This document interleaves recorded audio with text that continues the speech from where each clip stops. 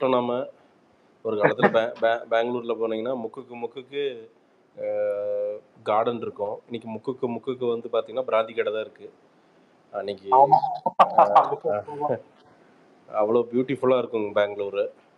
வந்தாலே பெங்களூர் ஃபஸ்ட்டு எப்போன்னா I think around எப்போ வந்ததுன்னா 2000 நினைக்கிறேன். அப்போ தான் வந்தேன்னு நினைக்கிறேன்.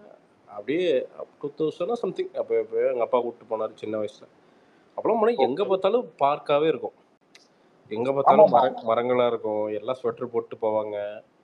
பார்த்தா என்னமோ அந்த காலையில் அந்த அந்த ரோஜாப்பூ ஜாமு அதில் ஒரு இது பண்ணுவாங்கல்ல, அந்த ப்ரெட்டு வச்சு கொடுப்பாங்க காலைல 7 மணிக்கு.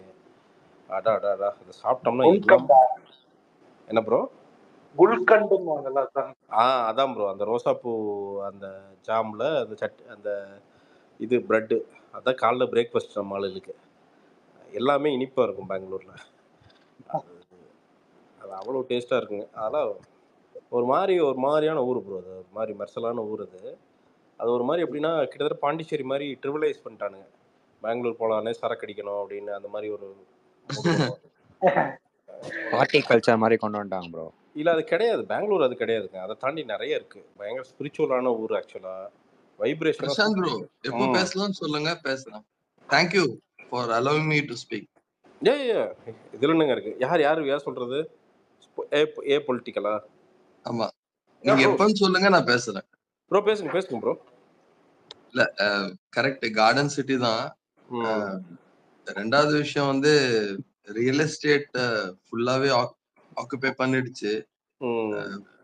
ஃபுல்லாவே வந்து பொலிட்டீஷியன்ஸ் எக்ஸ்ப்ளாய்ட் பண்ணிட்டாங்க.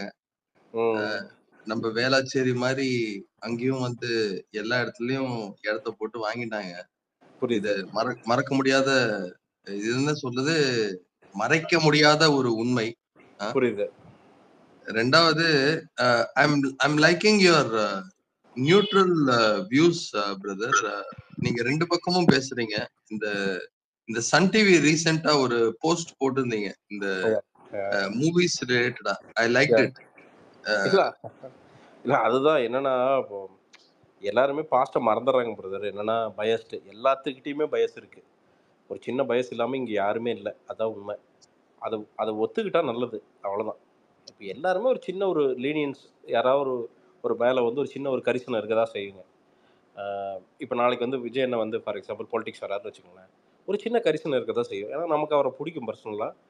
ஒரு சின்ன கரிசனை இருக்குது. இது என்னன்னா, இது மறைக்கிறதுக்கு ஒன்றுமே இல்லை பிரதர். இருக்கிற உண்மை என்னவோ. அண்ட் இன்னொன்று, எனக்கு as a citizen of this country, இப்போ என்ன கேட்டிங்கன்னா, எனக்கு யார் வரணும், அடுத்து வந்து சென்டரில் யார் வரணும் அப்படின்னா, யார் வேணால் வாங்க, எங்களை வாழ விடுங்க. இவ்வளோதான் என்னோட பாயிண்ட். நீ அதுல ஒரே ஒரு கருத்து இருக்கு.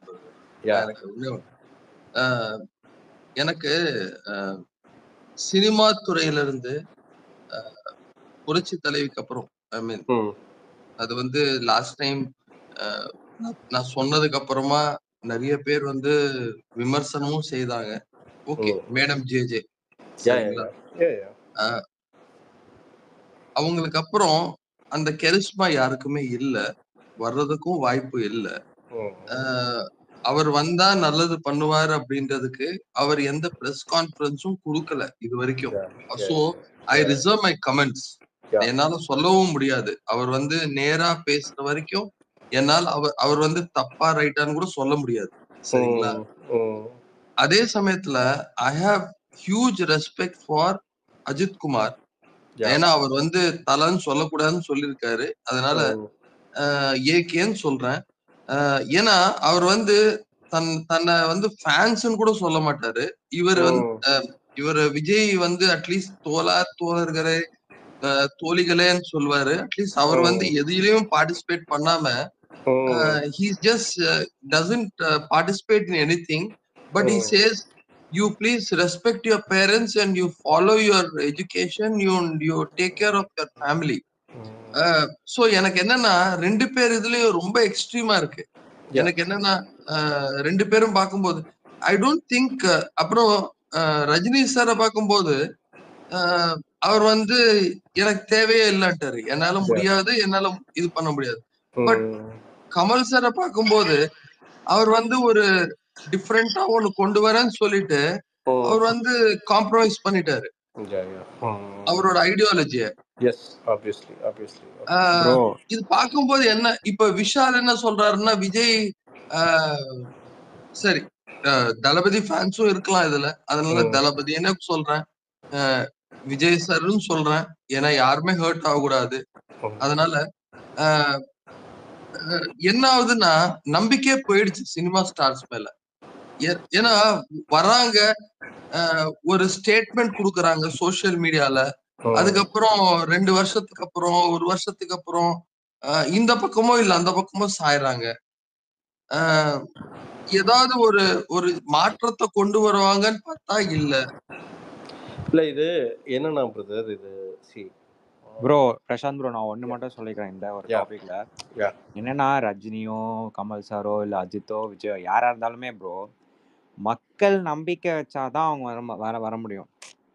அது இல்லாம வந்து சான்ஸே இல்லை. ரீசன்ட் இது வந்து பாத்தீங்கன்னா கூட கமல் சார் கூட வந்தாரு, ஆனா அவருக்கான சப்போர்ட்டே அங்க இல்ல. வி ஹேவ் சார் அந்த பொலிட்டிக்கல் அந்த ப்ரொஃபைல் சொன்ன மாதிரி ஆஃப்டர் ஜெயலலிதா அம்மாவுக்கு அதுக்கப்புறம் we have crossed that star இதுன்னு எனக்கு தோணுது. அந்த கேம்பெயின் பொலிட்டிக்கல்ல அதை நம்ம தாண்டிட்டோம்னு தோணுது. we are no longer searching for a political leaders in I think என்ன சாந்த் ப்ரோ, நாம what people are searching for, நம்ம தெளிவா என்ன தெரியுது அப்படின்னா, நீ என்ன ப்ரொஃபஷனல் இருந்து வேணா வா, அது வரலாம், அது வரலாம், நீ எப்படி வேணா வா, நீ ஸ்டாராரு, ஒரு குக்காரு, இல்லை வந்து ஒரு டாய்லெட் கிளீனராக கூட எனக்கு அதை பற்றிலாம் பிரச்சனை இல்லை.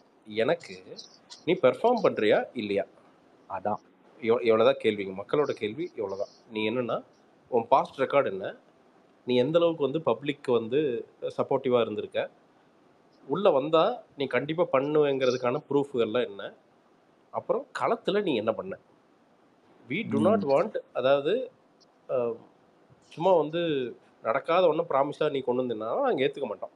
இப்போ திமுக அதிமுக ஏன் திரும்பி திரும்பி ஜெயிக்குது அப்படிங்கிறதுக்கான கேள்விக்கான பதில் என்னென்னா, ஆல்தோ தே ஹேவ் தேர் மைனஸஸ்ங்க, நிறைய பிரச்சனைகள் இருந்தாலும் they have a track record. இவங்க ஒரு நல்லது பண்ணியிருக்காங்க, அவங்க ஒரு நல்லது பண்ணியிருக்காங்க, இவங்க ஒரு ஸ்கீம் பண்ணியிருக்காங்க, அவங்க ஒரு ஸ்கீம் பண்ணியிருக்காங்க. அதனால டைரக்ட் பெனிஃபிஷியரி அப்படிங்கிறவங்களே லட்சங்களை தாண்டுறாங்க நிறைய பேர். யா, ஸோ 2 பேருமே 2 கட்சியுமே சரி, ஸோ இது காங்கிரஸும் சரி, இது பிஜேபி சரி, இது எல்லா கட்சிகளுக்குமே பொருந்தும். ஸோ ட்ராக் ரெக்கார்டு இல்லாமல் நம்ம உள்ளே வர்றோம் அப்படிங்கிறப்போ பயங்கர டஃப்பான ஒரு கேம் அது. ரஜினி சார்லாம் அதை சென்ஸ் பண்ணிட்டு தான் இல்லை நான் விளைவிக்கிறேன் அப்படின்ட்டாரு. அது ரொம்ப இன்டெலிஜென்ட்டான இது கூட. சிலவங்க சொல்லுவாங்க எனக்கு தைரியம் இல்லை அப்படின்ட்டு. பட் விஜயனுக்கு வந்து இது டபுள் எட்ஜ் ஸ்வாட் தான். நாளைக்கு வந்து அவர் பாலிடிக்ஸ் வர்றது அப்படிங்கிறது it will definitely not be easy brother. ஏன்னா ஒரு தொகுதிக்கு, ஒரு எம்பி தொகுதிக்கு குறைஞ்சது 30 to 40 கோடி ரூபா இல்லைன்னா இங்கே தமிழ்நாட்டில் கண்டெஸ்ட் பண்ண முடியாதுங்கிற ஒரு சூழலில் அவர் வந்து உள்ளே இறங்கி பாலிடிக்ஸ் பண்ண போகிறாரு. அப்படிங்கிறப்போ எப்படி மணி இன்வால்வ் ஆகாமல் வெறும் வந்து ஒரு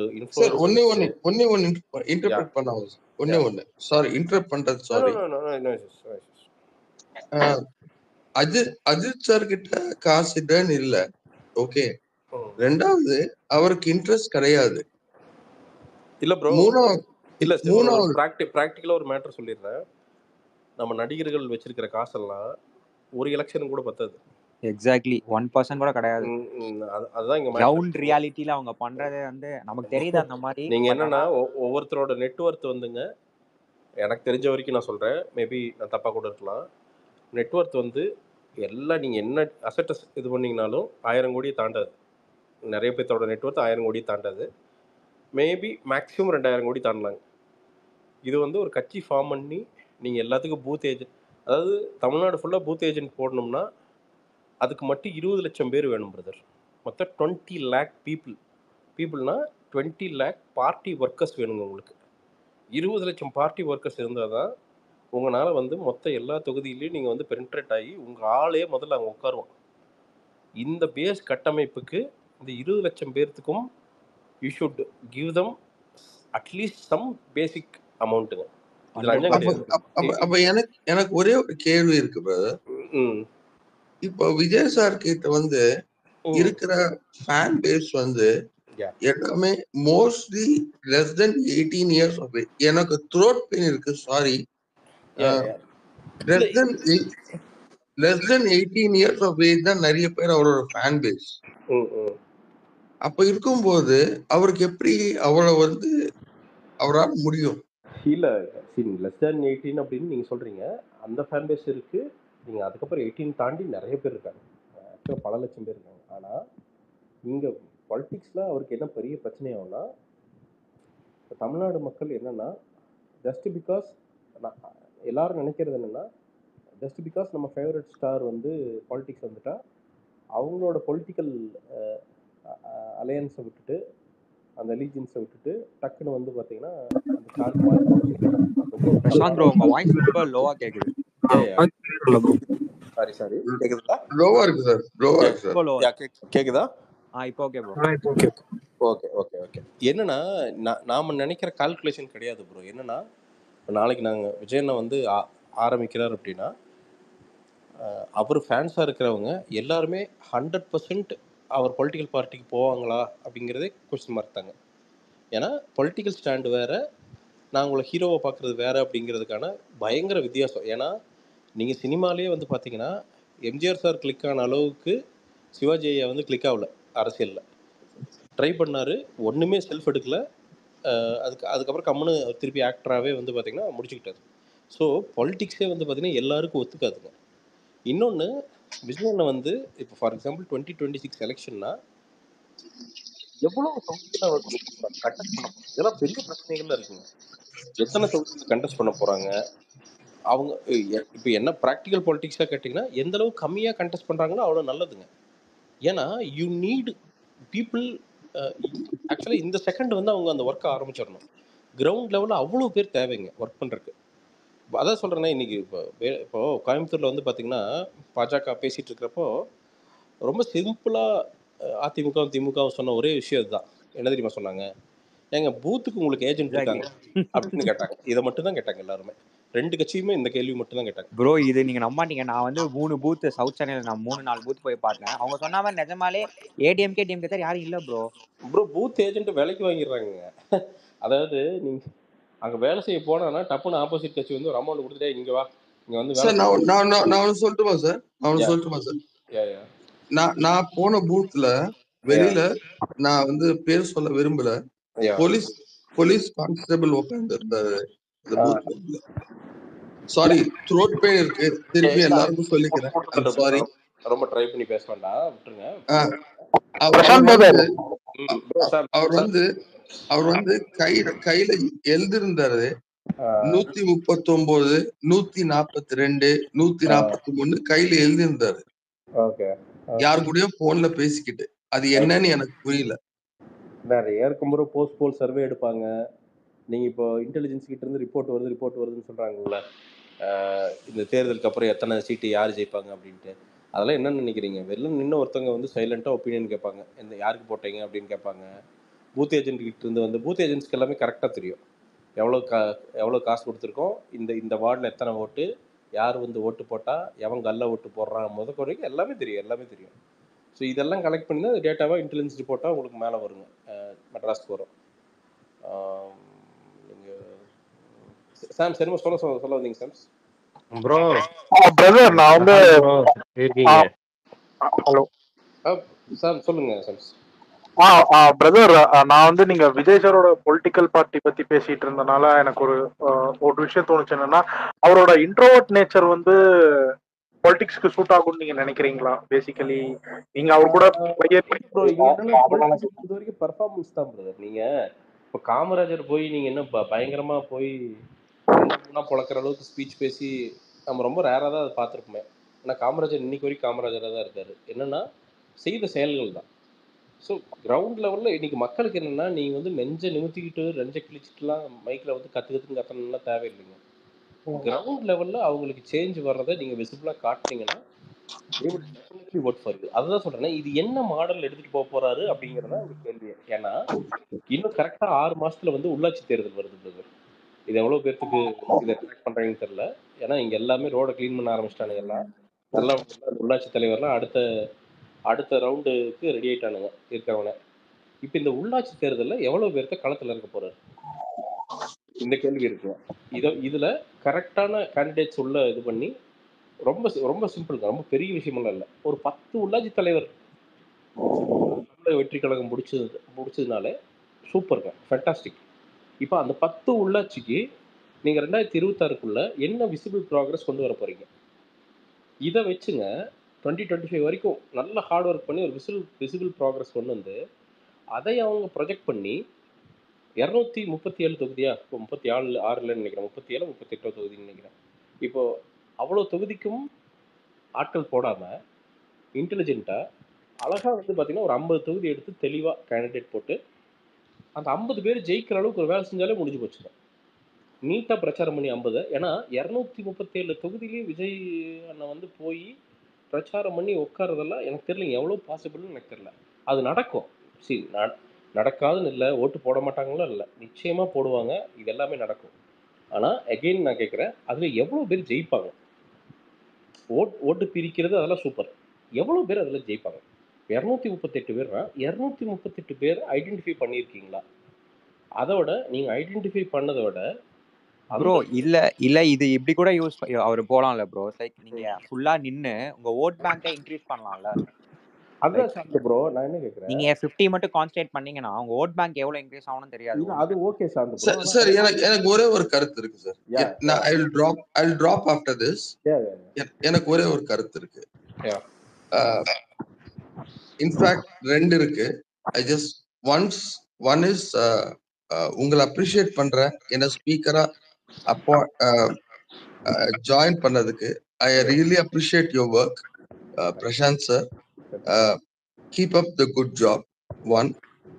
செகண்ட் திங் சார், இந்த மாதிரி நீங்க செஷன்ஸ் நிறைய நடத்தணும், தொடர்ந்து நடத்தணும், எலெக்ஷன்ஸ் முடிகிற வரைக்கும். 2. 3வது, விஜய் சார் வராரு பாலிடிக்ஸ்குள்ள, நல்ல விஷயம். அஜித் சார் மாதிரி அஜித் சார் அவரோட தனி உலகம், அவர் வந்து இதுக்குள்ள வேண்டான்ட்டாரு. ஆனா விஜய் சாரோட வராரு, அவரோட பர்சனல் லைஃப உள்ள கொண்டு வராம இருந்தா, ஏன்னா இன்னைக்கு இருக்கிற politics is very vicious in TN. அவரோட பர்சனல் லைஃப அட்டாக் பண்ணாம இருந்தா அதுவே ரொம்ப பெரிய விஷயம். ஏன்னா பர்சனல் வந்து தேவையில்லை இங்க. என்னன்னா பர்சனல் வாழ்க்கையோட உண்மை என்னன்னா அவங்களுக்கு மட்டும் தான் தெரியும், அந்த வீட்டுக்குள்ள வாழ்றவங்களுக்கு மட்டும் தான் தெரியும், வெளியில இருக்கிறவங்க யாருக்குமே. சார் உங்க வாய்ஸ் அவ்வளவா கேட்கல சார். கேக்குதா பிரதர்? இப்போ கேக்குதா ப்ரோ? இல்ல, என்னன்னா பர்சனல் லைஃபை பொறுத்த வரைக்கும் பிரதர், அவன் வீட்டுக்குள்ள நடக்கிற விஷயம். நாம எப்போ இன்னொருத்த பர்சனல் லைஃப் பத்தி பேச முடியும் அப்படின்னா அவங்க பொது வழியில வந்து அவங்க பர்சனல் லைஃப் பத்தி பேசினா மட்டும்தான் நாம் பேசுறதுக்கு உரிமை இருக்குங்க. ஸோ அது வரைக்கும் it is none of our business. So அதுக்குள்ள நம்ப இல்ல சார். நான் சொல்ல வந்தது பொது வழி சார். இல்ல பொதுவாக சொல்றேன் பிரதர், நான் எல்லாத்துக்கும் சேர்த்து சொல்றேன். நான் it's none of our business. அது வந்து விஜயண்ணா மட்டும் கிடையாது, எல்லாருமே சொல்றேன். இப்போ இங்கேயே வந்து இப்போ எனக்கு ஃபார் எக்ஸாம்பிள் இப்போ எதிர் சித்தாந்தமோ இல்லை எனக்கு பிடிக்காத. இல்ல சார் சாரி டு இன்டரப்ட். நான் உங்களை சொல்லல, நம்மள சொல்லல. நான் வந்து இல்லைங்க, நானும் உங்களுக்கு சொல்ல, நான் வந்து ஜென்ரலா சொல்றேன். நான் ஜென்ரலா தான் சொன்னேன். நானும் ஜென்ரலா தான் சொன்னேன். எனக்கு என்னன்னா விஜய் சார் மேல ஒரு ரெஸ்பெக்ட் இருக்கு. அவர் வந்து ஆன்லைன்ல இல்ல நோட் பேட்ல அவர் வந்து ஸ்டேட்மெண்ட்ஸ் கொடுக்குறாரு. என்னன்னா அவருக்கு ஒரு தனிப்பட்ட ரெஸ்பெக்ட் எனக்கு இருக்கு. ஒரு அஜித் ஃபேனா வந்து விஜய்னா ஒரு தனிப்பட்ட ரெஸ்பெக்ட் இருக்கு. ஆனா அவரோட பர்சனல் லைஃப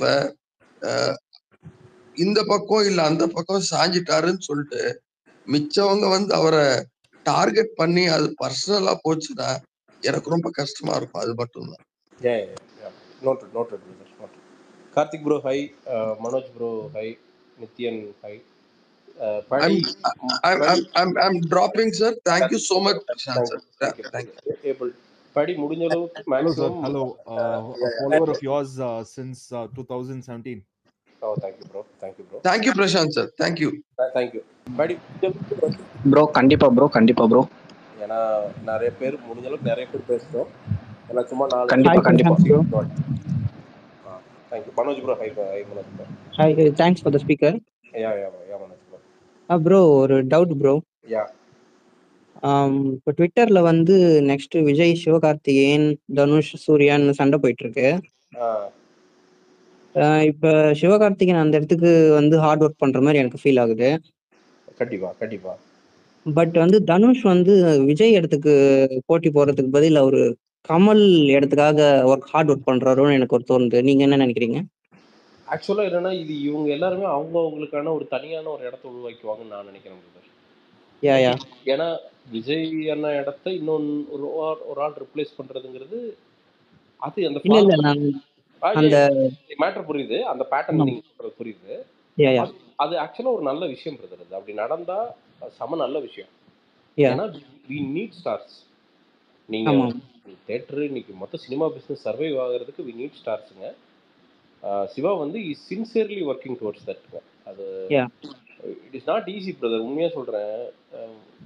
ஒரு பாயிண்ட்ல நீங்கள் யோசிச்சு பாருங்க, நம்ம நிறைய பேர்த்துக்கு நம்ம செய்யலாம், we are just common people. அவங்களும் அந்த அந்த நிலையிலிருந்து தான் மேலே வந்திருக்காங்க.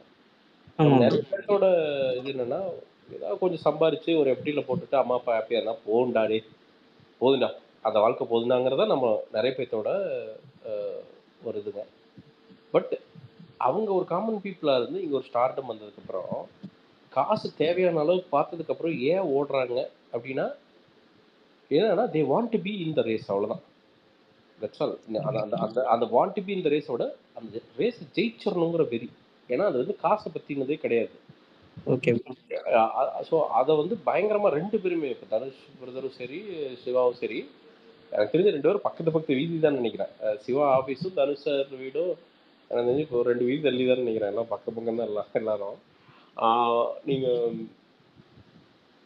Okay, very very hard working brother. எனக்கு அதான் ப்ரோ, இவங்க இல்லாமல் போயிட்டாங்கன்னா நீங்கள் எக்ஸைட்மெண்ட்டே முடிஞ்சிடும் சினிமாவில்.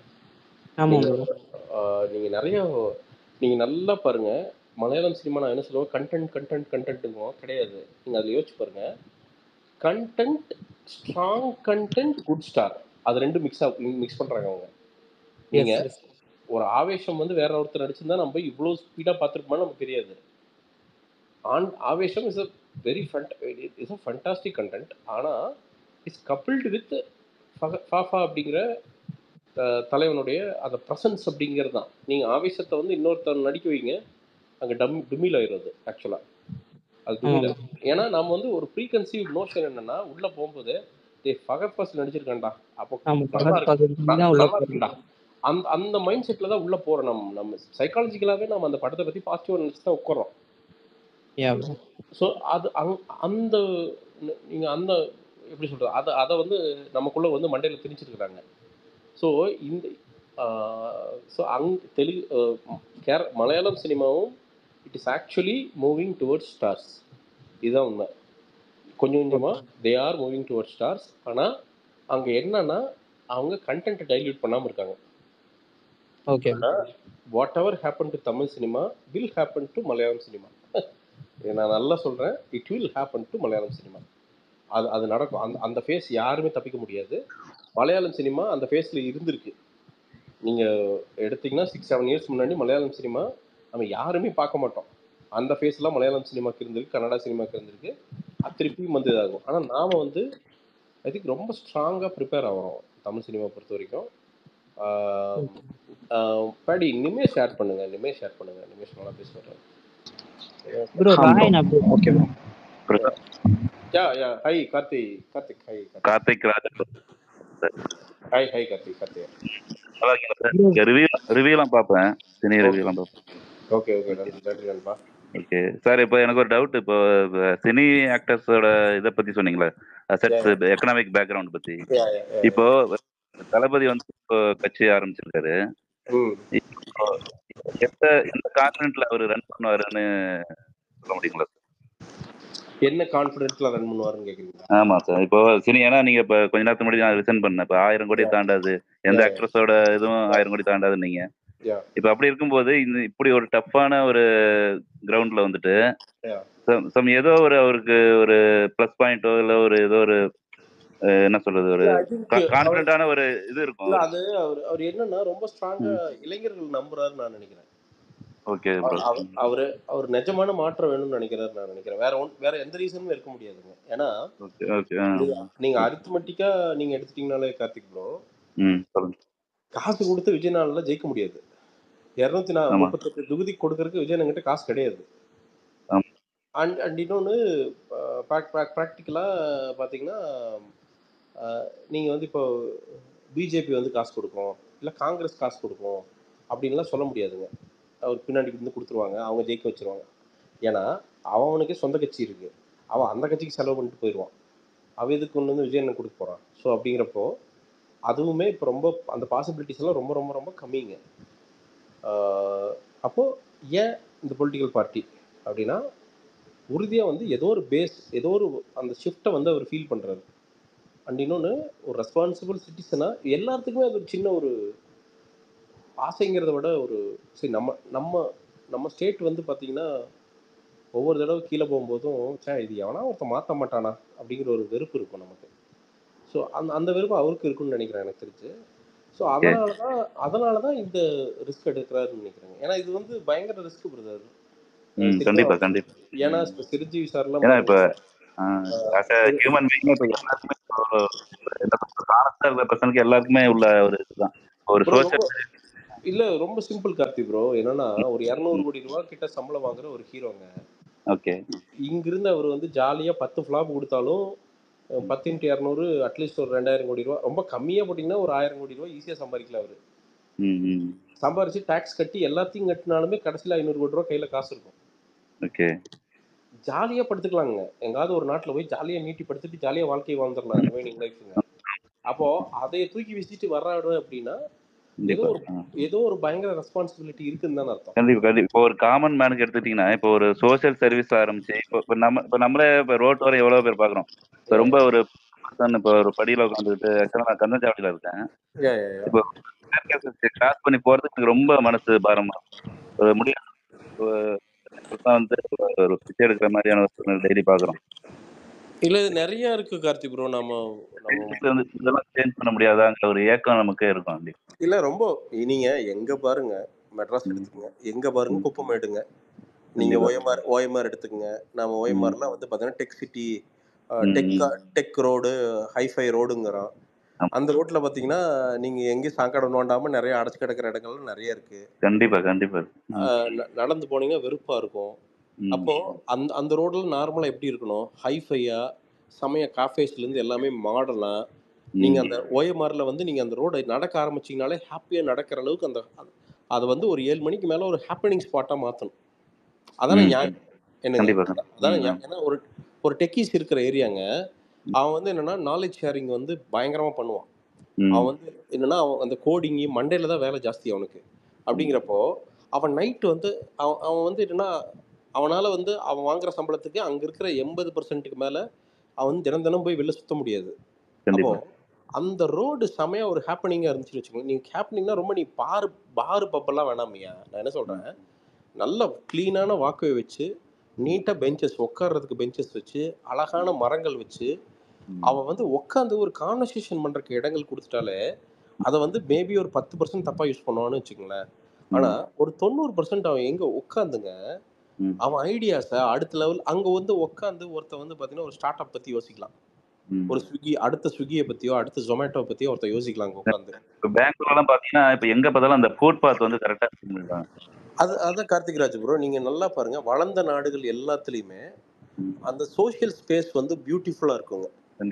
அதான் அந்த சமூக கட்டமைப்பு, அதாவது ஒரு பார்க், இதெல்லாம் சமூகமா கூடுற இடங்கள் வந்து பாத்தீங்கன்னா செமையா இருக்கும். சரி, அது வந்து திமுக சூப்பரா செய்யும். ஃபார் எக்ஸாம்பிள் நம்ம செம்மொழி பூங்கெல்லாம் பாத்தீங்கன்னா. ஆனா அதை தாண்டி வந்து பாத்தீங்கன்னா பெரிய ப்ராக்ரஸ் நடக்கவே இல்லை. இப்போ நம்ம பீச் வந்து அவ்வளவு பெரிய பீச் வச்சிருக்காங்க. நீங்க மெரினா பீச்சுக்குள்ள போனீங்கன்னா அந்த சாக்கடை கலந்து இந்த பக்கம் வரும், இப்படி வரும். பாத்தீங்கன்னா மெரினா பீச்சுக்கு உள்ள போனீங்கன்னா, நீங்க உள்ள போனீங்கன்னா உங்களுக்கு தெரியும். அந்த கடைசிக்கு போனீங்கன்னா அது அப்படியே கலந்து இங்க அடிக்குங்க. நீங்க நல்ல மழை காலத்துல போய் போன கருன்னு நீங்க கரை ஒதுங்கி கிடக்குங்க. நீங்க இதை விட கொடுமை என்னன்னா, நீங்க காலையில போனீங்கன்னா அதுக்குள்ள எல்லாருமே டாய்லெட் போயிட்டு இருப்பானுங்க. ஓகேங்க. அது அது அந்த கொடுமையில நீங்க கண்ணுல பாத்தீங்கன்னா வாழ்க்கையில பீச்சுக்கே போக மாட்டீங்க. நீங்க மெரினாக்குள்ளேயே போக மாட்டீங்க நீங்க. இப்போ அதெல்லாம் ஓகே. அதெல்லாம் ஒரு 20 வருஷத்துக்கு முன்னாடி நடந்தா பரவாயில்ல. இன்னைக்கும் நடக்க விடுறீங்க. ஆமா. அவன் பீச் இல்லன்னு சில பல நாடு சென்னை கூட ஒரு காலத்துல கிராமமா இருந்ததுதான் இப்போ டெவலப் ஆகி இப்ப சிட்டியா இருக்கு. பட் இல்ல இருந்தாலும் அதுதான் பிரதர். நான் என்ன சொல்றேன், ஒரு சில ஏரியாக்கள் இன்னும் டெவலப்மெண்ட் வந்து இன்னும் அவங்க விதை இல்ல போடல. அது பப்ளிக் ஸ்பேஸ் பிரதர். பப்ளிக் ஸ்பேஸை எந்த அளவுக்கு நம்ம மெயின்டைன் பண்றோம்? நம்ம ஒரு பீச் எல்லாம் வந்து பாத்தீங்கன்னா செம்மையா மாடர்னா கடைகள்லாம் வந்து மாடர்னைஸ் பண்ணி எல்லாம் ரெண்டு வாங்க. ஆனா மாடர்னைஸ் பண்ணி எப்படி ஒரு ஒரு கலிபோர்னியா பீச் பண்ணி நம்ம பண்ண முடியாத? நம்ம கிட்ட காசு இல்லையா என்ன? கண்டிப்பா இருக்குங்க. ஆனா அந்த வில் சி நம்ம இதே திமுகங்க அவங்க மேயரா ஸ்டாலினியா மேயரா இருந்தப்பதான் மேயரா அதுக்கப்புறம் அந்த பீரியட் 2006 to 11 தான் நினைக்கிறேன். இந்த பீச்ல இருக்கிற இப்ப மாடர்னைசேஷன்லாம் அப்ப பண்ணதுதான்.